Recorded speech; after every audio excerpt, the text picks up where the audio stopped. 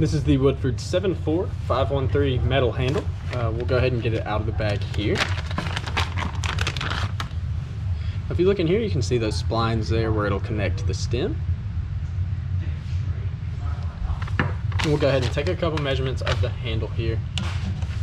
Go ahead and start with a complete outer diameter of the face here. So as you can see, it has almost that lip to it. So I'm going to measure the outer diameter from the lip. It measures right at about 1 3/4 inches. Then we can also measure the outside diameter here of where those splines are. And that measures right at 1/2 inch. And then measure just a total height. And that total height, we'll go to the top of these ridges here on that little faceplate of the handle. And it measures right at about 1 3/4 inches as well. Okay, so once again, this is the Woodford 74513 metal handle.